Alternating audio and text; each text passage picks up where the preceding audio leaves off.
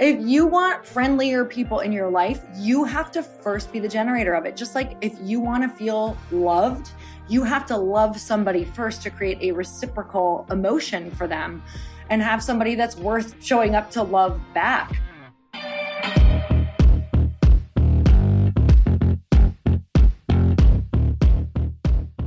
And we're back with another episode of He Said, She Said. We just got back from a walk. Every morning we take a walk. Every evening we take a walk. It's like our non-negotiable traditions is how Lori and I connect together again. I actually don't know how people cope with life without walking, because I have so many mornings and evenings where I'm like, please just get me out on a walk, right? For my mental health. We sort out any problems we have. We celebrate any wins we have. Like, I don't know what we would do without that space. We are wired to walk and move energy through us. And I think that is when people start to feel really frustrated and stagnant and disconnected from themselves and each other. So I feel like every podcast we do, we should talk about walking. We should walking sell advocates. the idea of walking. Yeah, we should start a sneaker company. Okay, but anyhow, so here's where this is all going. We had two women walk by us, and they were the happiest, kindest group ever. Like, they were freaking out over the dogs and so happy to say hi to us. Then just like 2 minutes ago, there's another group of women, like 5 of them walking down, and they're like so happy and top of the world. You can hear it in their voices. And then we walk by a lot of people that are just miserable. It's an energy. It's so funny. I can literally see when people are radiating happiness. And so this brought up the question when that first group went by us. I said to Chris, I said, what makes people choose to be happy? Yeah. What causes happiness? Because from one group to the next, there was no clear reason why one group should have been happier than the next. There are some groups that I'm like, oh my God, they're so fit and amazing looking and they're not happy. And then another group who maybe doesn't look the same or doesn't have all of what appears to be the easiest reasons to be happy. Maybe they have a big family and there's a toddler crying and they have dogs and there's just a lot of things going on. And yet they're radiating happiness. And they're so kind despite like having all of these different things that they could be thinking about, having the chaos that's in their life compared to a single person who's walking past us who's not happy. Yeah. So what makes somebody happy? And Chris and I really started to dig into this topic about what makes us happy. So I think there's a few key things we're going to be able to share with you. And I will break them down one by one. So the first one is it's what you train yourself to look for. Mm-hmm. In other words, it's really easy to see all the bad stuff. It truly is. Flip on the news or see someone that cuts you off or, look at the amount of work you have. It's really easy to see the bad stuff. But at the same time, no matter how much challenging stuff you have, there's good stuff all around you. Remember on the walk, we were on that one street. I'm like, wait, Lori, stop. Look around. Mm-hmm. Look how gorgeous everything is. Like the trees, the homes, the this, the that. And there are simple things. It's nature, for crying out loud. And that one weird mermaid cutout that we made fun of. But there were so many things that were beautiful around you despite any challenges that might be going on. And so that first key takeaway is, what have you trained yourself to look for? And can you train yourself to start looking for the good instead of the bad? I want to just go deeper on that. Not just what are you looking for, but what are you actually giving attention to? Meaning, what are you spending time on? Because it is so easy to give attention to the person who was rude to us, or to give attention to the person who somehow doesn't even know that we exist and doesn't share the sidewalk with us. Yep. Like, these are the things we do every single day. And I can't tell you how many times Chris and I say something afterward. And I'm like, it doesn't actually feel good to say something like, oh, hi to you too. Or like, wait, what was that? Hi to you do? Hi to you too. Oh, like, they said, oh, hi to you do. But, they'll pass us and we won't say it to them, but we'll make like a negative comment about how rude they were. And that is something that we are giving our attention to, and it actually affects your energy and it affects your day. So if energy is a boomerang, which I believe that it is, even the little things, what are you putting out there? So if someone cuts you off, are you swearing and like making sure you drive up to them and give them an irritated hand gesture? Like, those are the things that actually boomerang negative energy back to you. Those are the things that take away your allotment of positive energy for the day. They just do. What would a negative hand gesture be, Lori? I'm thinking of flipping someone the bird, but like not the actual middle finger. Like if you made a bird sign with your hand, that would be really funny. All right, so the first thing is, can you train yourself to see the good instead of the bad? And what are you giving your attention to? I love that. I think the second thing is, do you have purpose that you appreciate in your life? Now, notice that's a full sentence. Not do you have purpose, but do you have purpose that you appreciate in your life? I'm going to just put a blanket statement out there. We know how dangerous blanket statements are, but people without purpose are typically unhappy. I know so many people that are like spoiled, stay at home. You've got everything going for you. Life should be perfect. Individuals that are unhappy because they don't have purpose. Or I know plenty of people that have purpose, right? They're working towards something, but they don't appreciate that purpose. They don't appreciate the daily challenges of working towards a goal. They don't appreciate the fact that they have purpose in their life. They don't appreciate that they've been given this really cool mission. So you have to have purpose and appreciate it. And if you have both those things, I think that lends itself towards being a happy person. I've been there before where I've had a lot of purpose, and instead of focusing on the fact that I have this purpose and learning how to create boundaries so I can appreciate it more, I was in a place of, honestly, almost wishing it away and being ungrateful for a while. This was quite a few years ago, but I remember it vividly, like, wow, if this is what your dreams come with, I don't know if I want it. And it was because I wasn't taking the time to be so grateful for the challenges that came with the purpose. And for the ways that you have to learn how to become a different person with boundaries. I was boundaryless. I literally was kind of just showing up for the day and letting whatever happen and letting whoever treat me the way that I was teaching them to treat me, and appreciating your purpose and learning how to set boundaries around it and learning how to show up for it is one of the most important things that you can do, or you'll burn out and you will wish it away. Yeah, it's funny because we see this purpose that is bringing us somewhere glorious in life eventually. We see it as a challenge or a burden. And then that creates unhappiness. But if you A, have purpose, and B, appreciation for that purpose, you're going to be happy. Okay, so that's the second one. Hey y'all, if you didn't know, Earn Your Happy is now a part of the Growth Day Podcast Network. This is so exciting to me because I have been looking for a really good home for the show for, I can't even tell you, years, literally.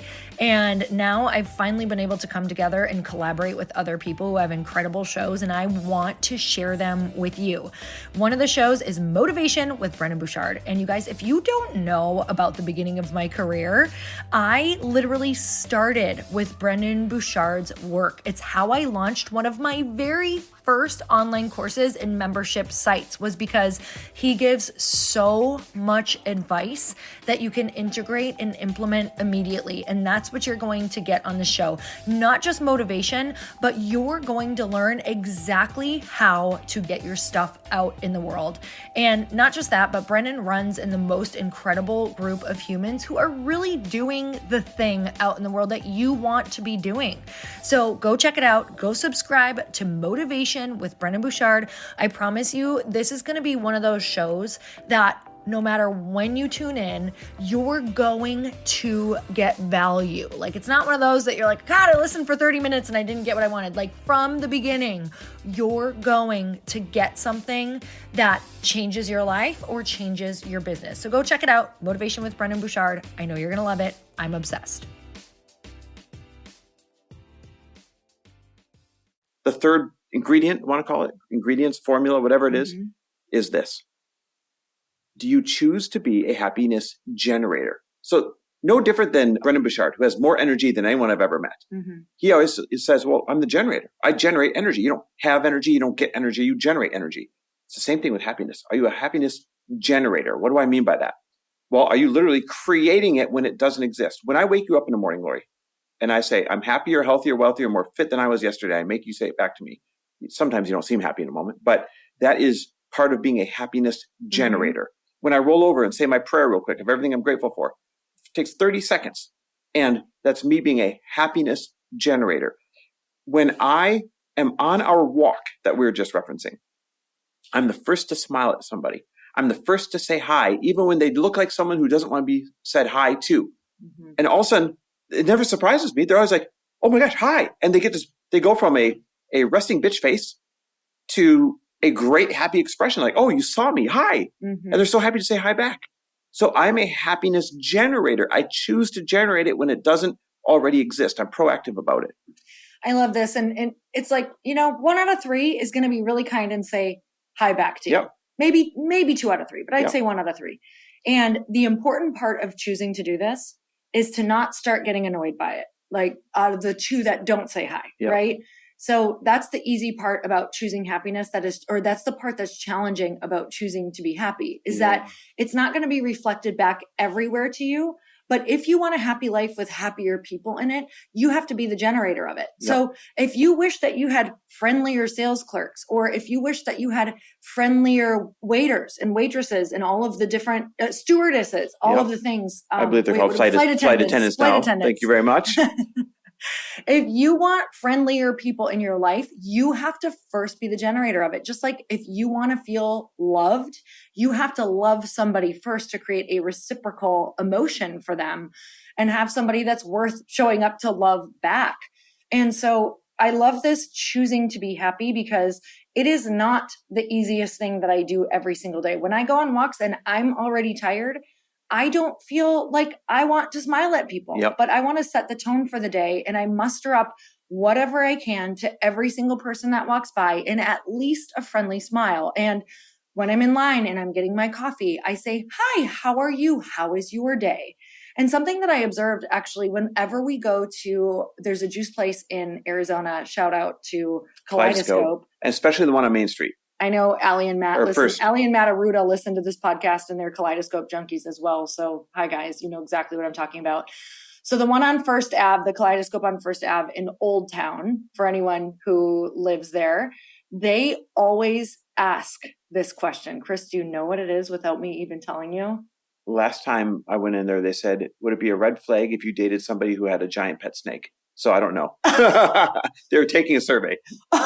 Oh my God, that is hilarious. Oh, no, but they always ask us, they say, what are you up to today? What are you up to? Yep, today? every single time. And they every time it takes me by surprise and it genuinely feels interested. And I tell them and they're like, oh, that's so cool. And it starts a conversation. What are you up to today? Yep. I want to start using that everywhere I go, Chris Harder. What are you up to today? First, it takes you kind of aback, like by surprise, because you're not prepared for that question. You're like, I just want my mint chip. Right. And then how much is it? And then, but also like, what are you up to today? And they say it with such a smile. You're like, oh shit, I better answer. And then it turns into just a fun little exchange. Those things matter. That's being a happiness generator. That's being a happiness generator. So I want to just, if you're going to use that question, maybe say up to anything exciting today, because it's going to make you focus on, and I think they have asked me that several times before. Semantics matter. It makes me focus on what could be exciting today. So being a happiness generator, that's all you have to do. And it's not going to come easily. It's not going to come right away if you're someone who's not already doing this. Just choose one moment throughout the day that you're going to do this. Maybe it's your walk. Maybe it's when you go and get your coffee. Maybe it's at work. Maybe it's with your partner. But then you can expand it throughout your whole day, and you will be so shocked what going that little bit of an extra mile actually creates. It takes energy in the beginning, but then you get that back tenfold when this becomes who you are. Amen. And then I thought of a fourth one, by the way. Fourth one is this: who you hang around on a regular basis, and this is not breaking news, but we got to mention it, will absolutely affect, are you a happy person or not? Because I was thinking about that location. They're always happy there because they're all happiness generators, so they rub off on each other. There's other locations of that same business where I don't feel like they're as happy when I go there. And so it's not the business, it's not the hiring practice, it's clearly who you're surrounded by. And if you're surrounded by people, friends, family, coworkers, that see the world as a challenging place, you will see the world as a challenging place. If you are surrounded by people that see the world as a negative place, you will see the world as a negative place. But if you are surrounded by people who see the world as opportunity, who see the world as beautiful, who see the world as this really cool thing that we get to participate in, then you too will see the world as a happy place that we get to participate in. And so you have to be diligent.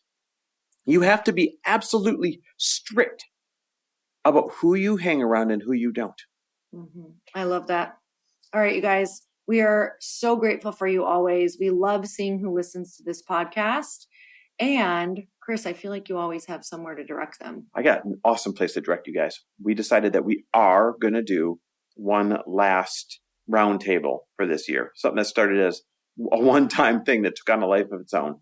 It's going to be in early November, and it's going to be called the 2024 Planning Roundtable. In other words, we, meaning myself and everybody else who is in that room, the other talented entrepreneurs in that room, are going to all pitch in to help you dial in your 2024 goals and your 2024, wait, did I say 2021 before? I think I did. That's hilarious. 2024 goals and your 2024 planning. So if you want help with that from myself and from the other talented entrepreneurs in that room, just text us the word roundtable to 310-421-0416. Again, limited seats. There's 15 people max. If you want to be one of those 15 for the 2024 planning session, text us the word roundtable to 310-421-0416. And you might just go back in time travel in 2021. I think I did say that. That's hilarious. All right. Love and appreciate you guys always. We will see you next time.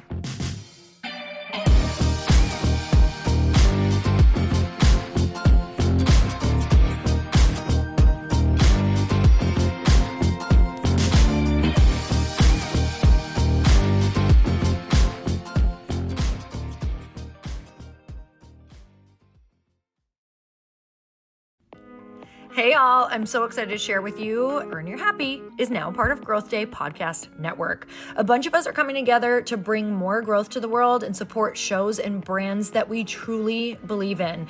And one of my friends is also on the network, and I'd love for you to go subscribe to his show. You guys, Trent Shelton has the most incredible podcast. It's called Straight Up with Trent Shelton, and it's going to remind you that you are built for this. I have heard Trent speak in person multiple times. I've listened to his podcast a ton. He's coming on the show, and I literally cannot wait because this man just spits straight fire. It is like truth that goes to your core and makes you take action right away.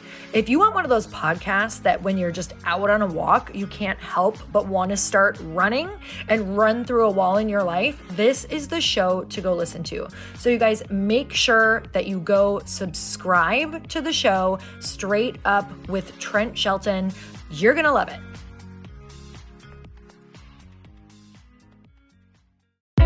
Hey, I know if you're listening to this podcast that you have big dreams and big goals. And one of the things that can really stop you is struggling with your marketing. Trust me, I have been there. Are you using 10 different systems just to build your online business? Then I want you to try Kajabi. Kajabi helps you build your web pages, set up funnels, and sell your courses, content, coaching, or communities. You've been hearing me talk a lot about funnels on this podcast and the importance of your email list. You can get a free trial at kajabi.com. That's Kajabi.com. I've talked about Kajabi before, but here's something that's super cool and new.